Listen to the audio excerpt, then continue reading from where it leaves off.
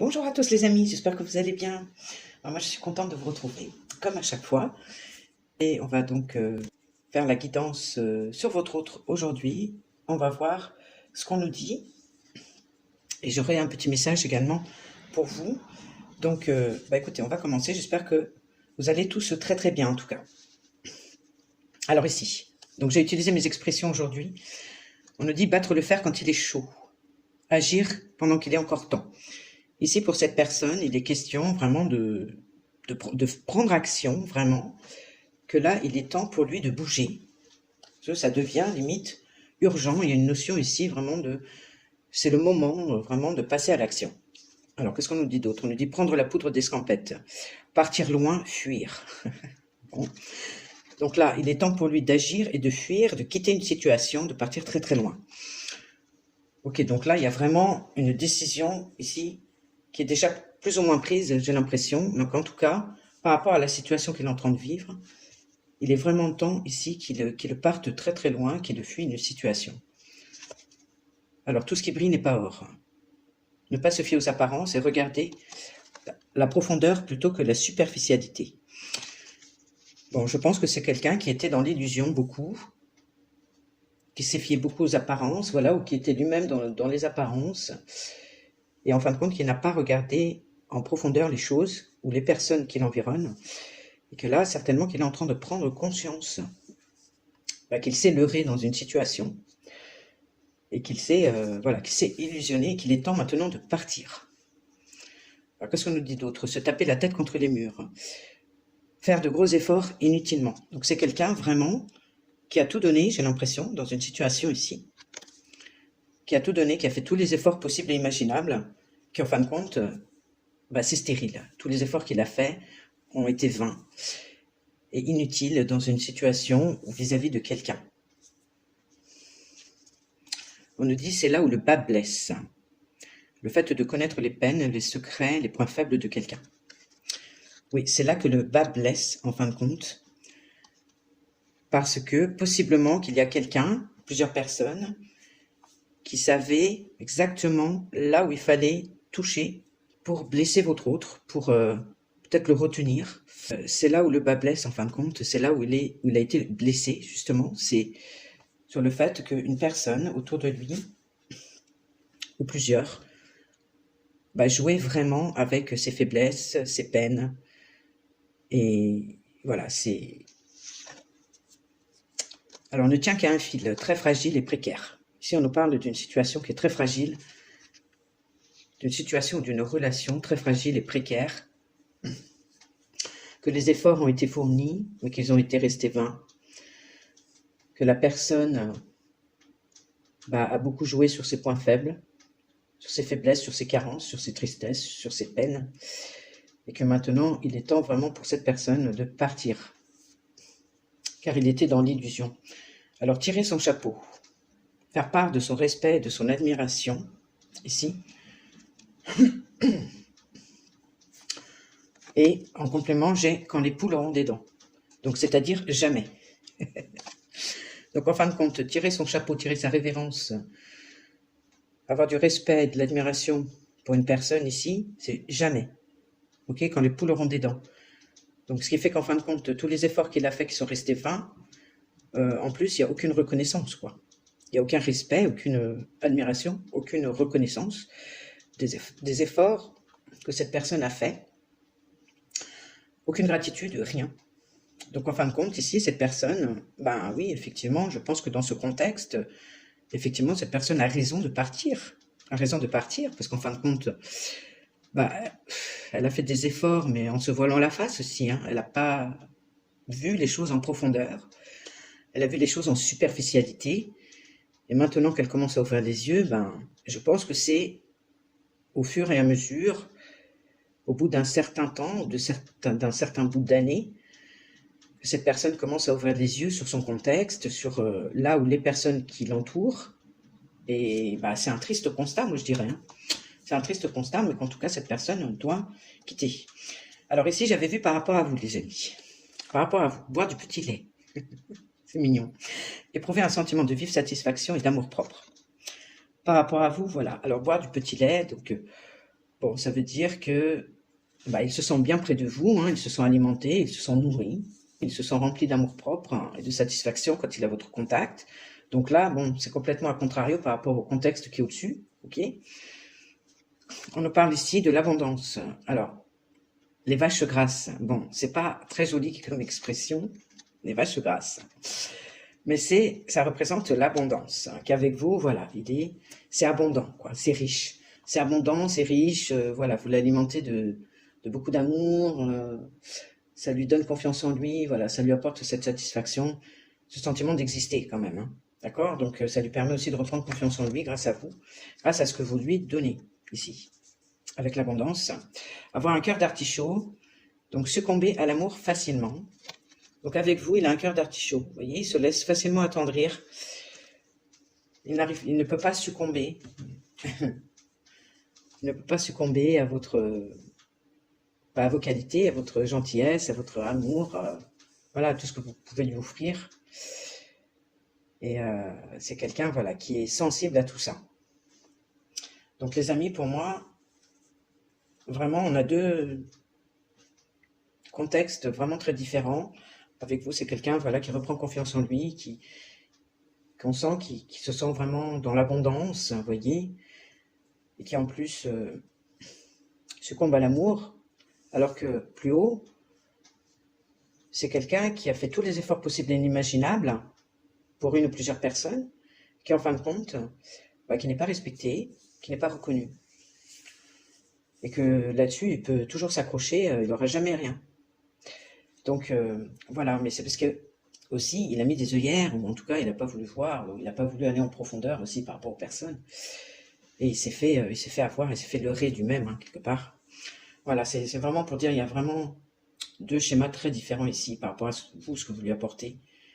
Vous l'enrichissez vraiment personnellement avec vous, ils se sont vraiment remplis, quoi. Hein.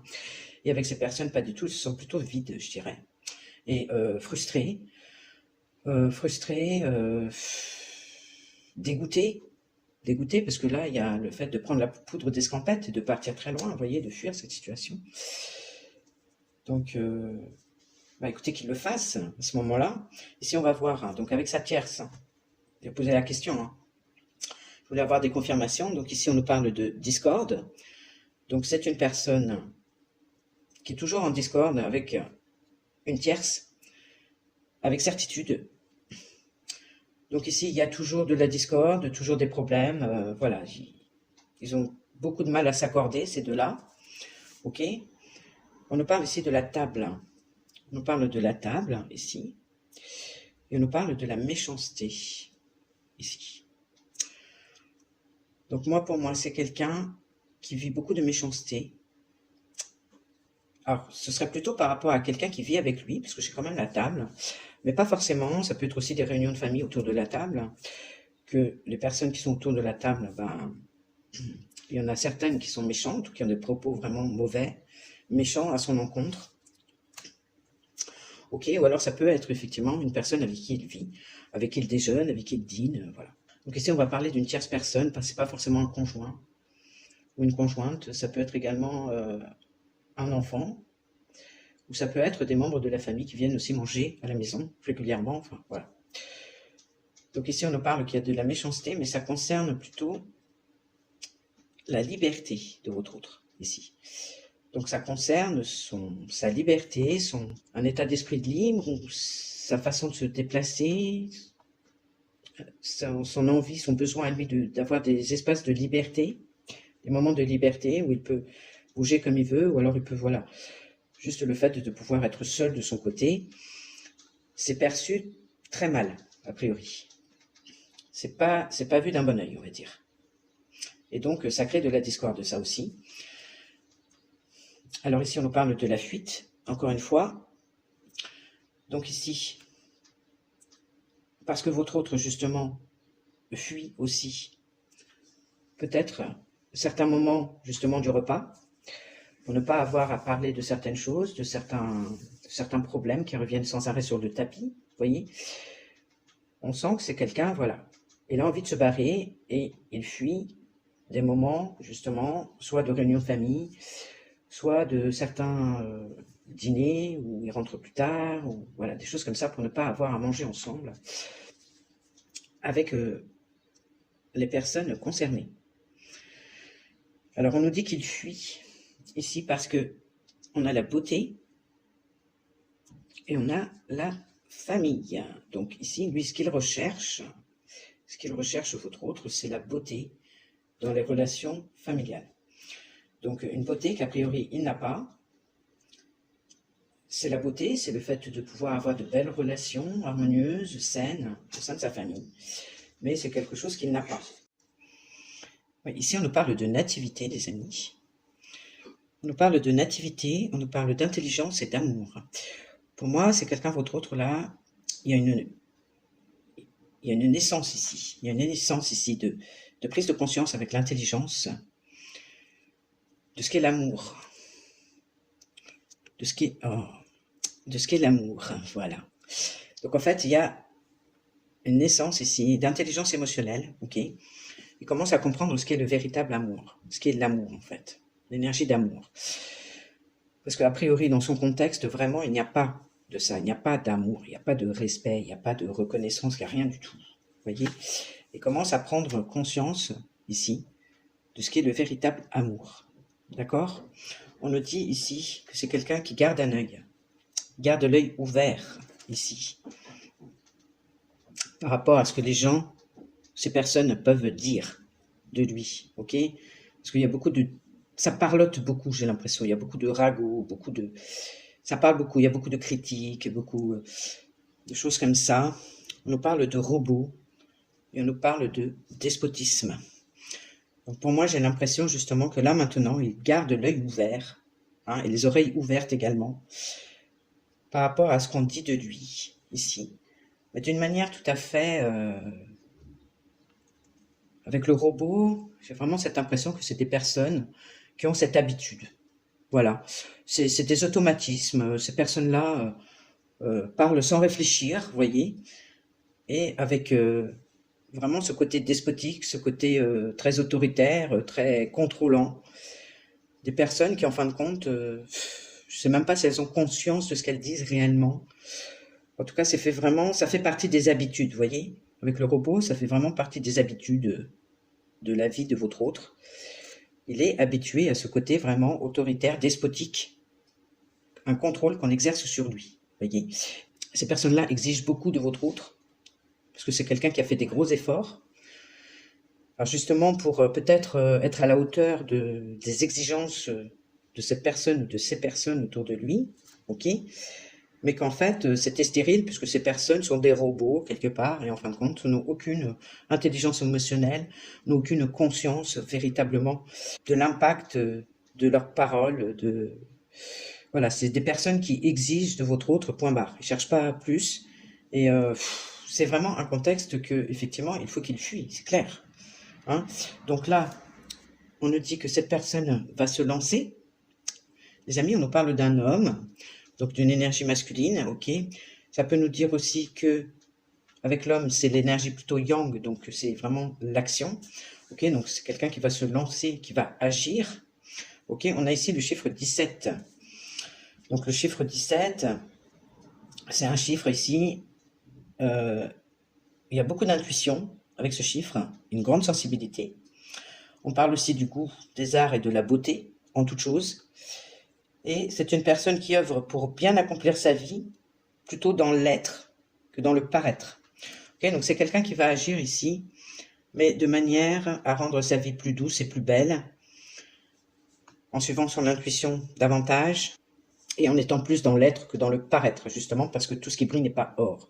En fin de compte, il a peut-être vécu justement longtemps dans les apparences, dans la superficialité, dans ces rapports un peu voilà, très superficiels et légers, et qu'en fin de compte, maintenant, il commence à se rendre compte de ce qu'est vraiment l'amour et à adopter une intelligence émotionnelle et une sensibilité, et commencer à exprimer cette sensibilité de plus en plus et à suivre son intuition, voilà, pour être dans l'être et ne plus être dans le paraître, comme il faisait avant. Donc c'est quelqu'un ici qui a besoin de retrouver une stabilité, ok, on a une stabilité, et très rapidement. ici, on a la notion de vite. On a la notion encore d'urgence ici, avec battre le fer quand il est chaud, agir pendant qu'il est encore temps. Parce que, alors peut-être qu'il y a une notion d'urgence dans le sens où s'il ne réagit pas vite, il risquerait de vous perdre vous, ou alors s'il ne réagit pas vite dans sa situation, il risque d'avoir vraiment des causalités sur sa personne, il risque de tomber malade, ou voilà, il y a un truc comme ça. En tout cas, il faut qu'il réagisse vite, et c'est quelqu'un qui va le faire, ok? Il va s'ouvrir de plus en plus. Il va s'ouvrir de plus en plus. Donc moi, j'ai demandé si c'était avec une tierce. Alors, moi, j'adore parce que elle me répond clairement non. Ah, moi, j'adore. Quand c'est des réponses comme ça aussi franches, j'aime bien. Donc là, c'est clairement non. Parce qu'avec la tierce, il va y avoir du changement. Ok? Donc, j'avais posé la question par rapport à vous, ce que les guides souhaitaient vous dire. Donc là, on nous parle. On nous dit par rapport à vous. Les cordonniers sont toujours les plus mal chaussés.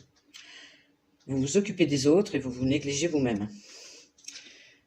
Donc ici, les amis, on vous dit que vous donnez beaucoup aux autres et que pour vous-même, il y a de la négligence. Donc peut-être qu'il y a un équilibre aussi à établir de ce côté-là, de mal en pis, de plus en plus mal. Donc en fin de compte, vous avez tellement l'habitude de donner aux gens, qui que ce soit à votre autre, mais que ce soit aussi à d'autres personnes, que vous vous êtes mise dans une mauvaise posture pour vous-même, vous êtes allé de mal en pis, voyez. Moi je pense qu'ici, peut-être une question de santé, ou peut-être une question de stress ou de nervosité, que vous avez tout fait peut-être pour votre autre et pour aussi d'autres personnes, et que tout s'accumulait, en fin de compte, il n'y avait plus de place pour vous occuper de vous-même, et que vous êtes allé de mal en pis, ok? Donc ça peut être très bien, ça vous a atteint la santé, ça vous a atteint le système nerveux, et que, voilà, là, il y a peut-être une overdose là qui s'est fait, vous avez cédé complètement devant quelqu'un, jusqu'à peut-être vous humilier. Ici, on parle aller à Canossa, ok? Donc vous avez trop donné, soit à votre autre, ici, vous êtes peut-être trop impliqué, justement, par rapport à son contexte. Bon, ça, c'est très, très probable. Mais on parle dans un cas vraiment général, où peut-être que vous impliquez beaucoup pour les gens, et en fin de compte, vous oubliez dans l'histoire, et vous êtes allé vraiment loin, dans le sens où vous avez été jusqu'à peut-être vous humilier devant quelqu'un, et ça, c'est pas possible, hein, c'est pas acceptable. Là, on dit monter sur ses grands chevaux, s'emporter, se mettre en colère et prendre de haut. Voilà, donc là, maintenant, en fin de compte, par rapport à tout ça, bah, vous montez maintenant sur vos grands chevaux, vous vous emportez, vous vous mettez en colère, parce que vous avez trop pris sur vous, vous avez trop donné, vous êtes trop investi.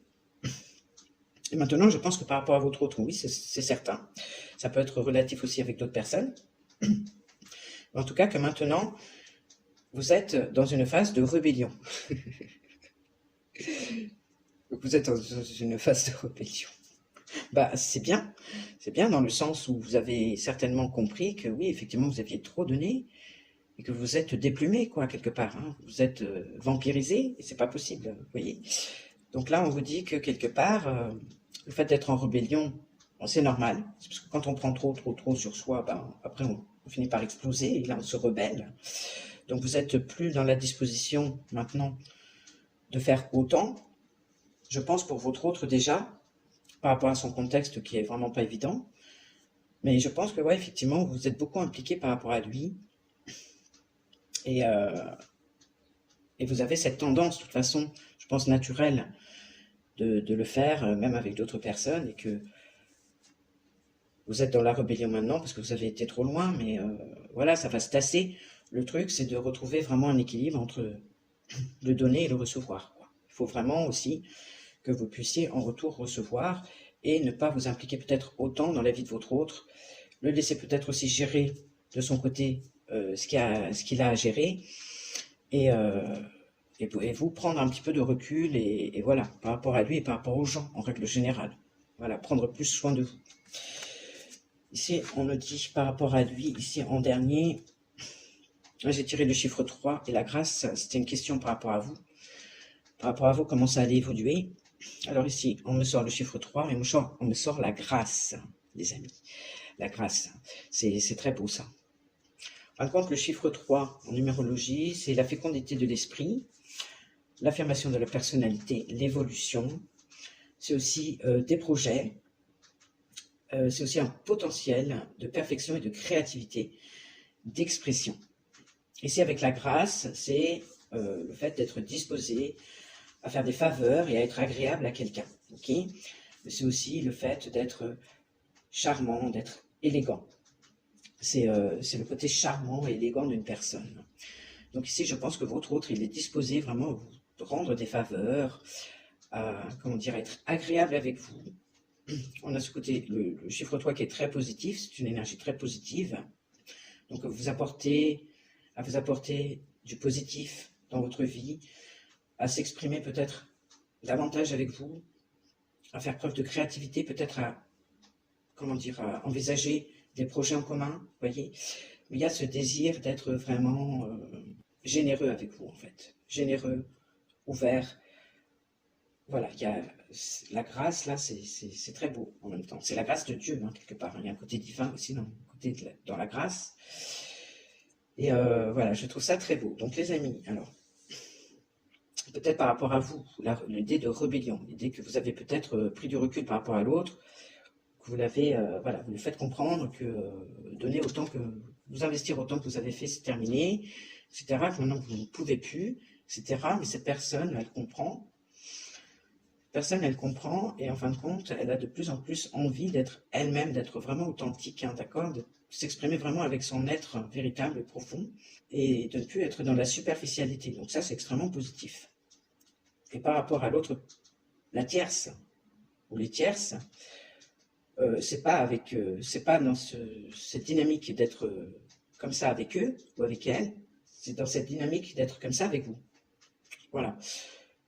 Donc n'oubliez pas qu'avec vous, il a vraiment ce sentiment de satisfaction et d'amour propre, vraiment d'abondance, qu'il n'a pas avec une ou plusieurs tierces ici, ou avec les membres de sa famille, avec lesquels il aurait aimé vraiment avoir des relations, de belles relations saines, mais c'est pas du tout le cas pour moi de ce que je ressens ici.